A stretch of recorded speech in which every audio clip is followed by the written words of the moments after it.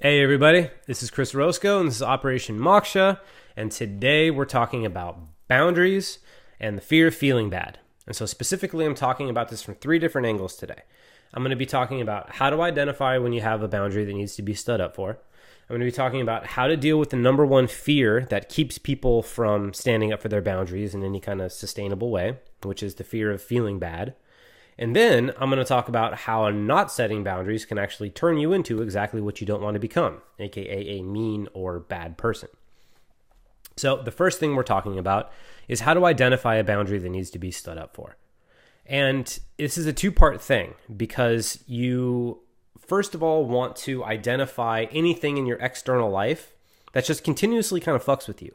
It either makes you mad over and over again, or it sets off a red flag over and over again, or it makes you feel crappy about yourself or diminishes your self-esteem or anything like that. Anything in your external world that seems like it isn't good for you. Once you've identified anything like that, then you actually have to do a little bit of clarifying work to tell whether or not it's just you having an emotional reaction to something that isn't negative, or if you're actually having a response to somebody who's mistreating you or somebody who's actually bad for you and creating a negative environment for you. And the way to do that is to just process the emotions. Is to say, okay, there's this thing in my life that I don't like, and here's how it makes me feel, and I'm going to communicate all of that in some way, either in a journal or on a video thing or with a friend, and just say, I'm going to get to the bottom of this and understand why this really upsets me. Okay? Once you do that, you'll find one of either two things. You'll find that the underlying reason for the upset was not really that big of a deal, and you're just having an emotional reaction to something that isn't actually a problem, in which case you just do your own personal emotional work and the thing clears up and you don't have a problem anymore. Now, there's a second thing that could happen is if you get really clear on why it is you're upset and you realize that you're like, actually, you know what? This goes against my values. I don't want to be treated this way. I don't want to have this type of influence in my life, and I don't want to be in this type of environment or whatever. If that's the case, then you actually do have to set the boundary and you need to communicate what you've discovered in as clear terms as you possibly can. Because understanding whatever value or boundary or whatever it is that's being violated, whatever negative impact it's having on your life, all you can do is present it clearly and allow the other person to decide whether or not they want to make the changes required to make your experience of being around them a little bit easier, or if they want to come to a compromise and see how you can create a mutually beneficial relationship that doesn't hurt you anymore, doesn't make you feel bad or anything like that. So communication with the intent of knowing that the person could either be willing to meet you or not, and being willing to walk away if they don't. That's a really big thing that gets in the way of people setting boundaries. Is they set a boundary once, hoping that as long as they like tentatively kind of say the thing, then like maybe the person will change. That's generally not how these things go. A lot of times you have to like really clearly lay out, like, here's what matters to me, here's what I'm not willing to tolerate, and here's what happens if you don't change. I love you and I care about you and I want you to be in my life, but I simply cannot allow this type of behavior because it has negative impacts on my life in such and such way, right? So fear of rejection and fear of abandonment is a big one. And you have to process that on your own if that is something that you do worry about, because being afraid of rejection and abandonment more than you're afraid of living a life that's out of alignment with your boundaries and your values will have negative impacts. So you do want to be able to process that and deal with that as well as you possibly can. Now, that's not generally the biggest fear I come up against. I felt it was worth mentioning because it's something that I've dealt with in the past, and I'm sure other people do as well. But the biggest thing I actually come up against is that people don't want to feel bad, right? That somehow people have created the idea that it's better to take care of everyone else, generally because, I don't deserve it, and the way that I can make up for whatever it is that makes me not deserve it is by taking care of other people. And so they equate taking care of other people as good and taking care of me as bad. Now, this is very common. This is like 95 to 99% of the people that I coach over the course of the last 4 years are learning how to do this exact thing of stand up for themselves and value themselves as much as they value everyone else. Sorry, my nose is really itchy. Okay, so when you understand that what you're afraid of is feeling bad, Generally, it's associated with like guilt or shame or something like that, where what you're actually afraid of is setting a boundary, having it not work for the other person, and then they tell you that you're selfish or bad or something like that, and that you believe it, and so you feel like shit, right? That's what you're avoiding. And it's important to flip it on its ass in this way for two different reasons. One, we lie to ourselves about the fact that we think this is altruistic. Misleading people as to what we actually think or what our boundaries are or who we really are is not altruistic. It's lying and it's manipulating. And it's trying to get us to be in a safe container where everybody looks at us a certain way that makes us feel safe and all that different sort of thing so we can belong and all that stuff. But everyone else is being lied to and they don't know it. They think you're cool with stuff that you're not cool with. They think that your relationship is a certain way when in reality you're the only person that knows that it's different. And so it creates a dysfunctional thing for everybody. Because not only are your boundaries not being respected and you're not being able to stand up for what you really want and what you really think and all that stuff, but no one around you knows what you really want or really think either. So it's not good for anybody. So it's important to take into consideration that this is a selfish thing that you're doing. This is to keep you safe from feeling certain feelings. Okay. And so while that may be difficult to swallow, which, it kind of was for me because I had to realize that what I was doing was selfish and manipulative, and that took a little bit of time to make peace with. But the beauty of it is that it also gives you power, because if what you're afraid of is other people's opinions, you don't have any control over other people's opinions. But if what you're afraid of is your own feelings, you have control over your relationship to your own feelings, where you can know that there's a difference between being bad and feeling bad. And that what you often do when you stand up for yourself is feel bad rather than do something that's actually bad, right? Because these people, myself included, have their gauge and their radar of what is actually bad behavior is all fucked up, right? It's essentially like lying to people about who you are and misleading them about your boundaries and what you're up to and all that stuff doesn't occur as bad because you put it under the file of I'm doing this for everyone else. But being honest about who you are and what you want and treating people with honesty and integrity, that occurs to us as bad, right? Because it's standing up for what we want. So you have to acknowledge that if you're one of these people that has, a long-standing relationship with guilt and shame, and because of it, you have a hard time standing up for yourself, and you tell yourself that you're bad, it's important to know that your radar of what's bad is all fucked up. And so you have to recalibrate it through actually understanding your values and understanding your boundaries and what is authentic to you. That's the only way you're ever going to get clear on what is right and wrong, is knowing your values. If right and wrong are dependent on what other people think, then you're going to have a hard time.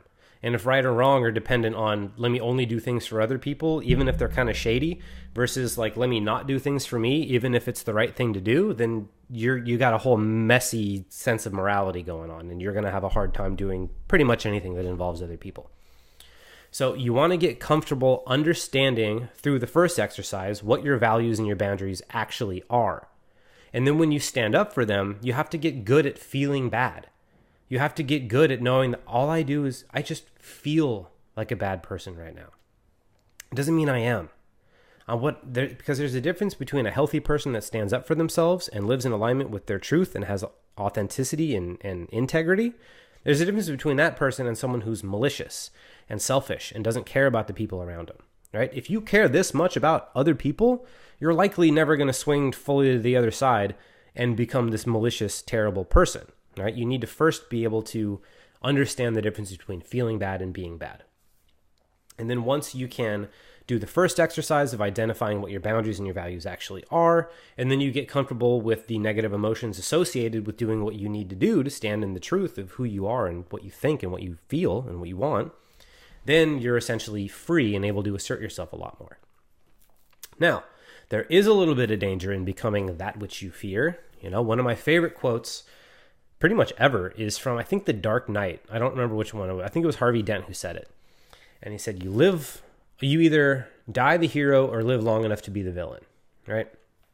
And this is what happens to people that live with this type of conflict, where it's like guilt and shame, right?